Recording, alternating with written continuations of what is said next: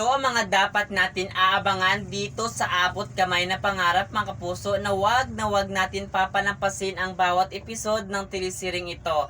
Malapit na nga talaga malaman ng lahat kung ano nga ba talaga ang pinakatatagong lihim ng mga kontrabida na ito na sina Moira at Zoe.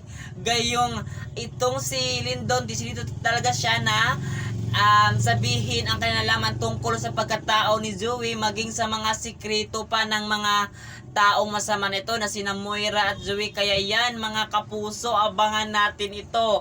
Kung malaman talaga ni Tanyag kung ano talaga yung nakaraan niya, yung pagkatao niya, ay talagang maitsapuira ito at mapagbayaran talaga ni Moira ang lahat ng ginawa niyang masama dito sa ating bida, na wala talaga siyang nasa isip talaga kung hindi gumawa ng masama dito at maghiganti, kasi sakim itong si Moira, laging may inggit talaga siya sa puso dito kay Lynette at kay Annalyn. Kaya naman mga kapuso, abangan natin ito.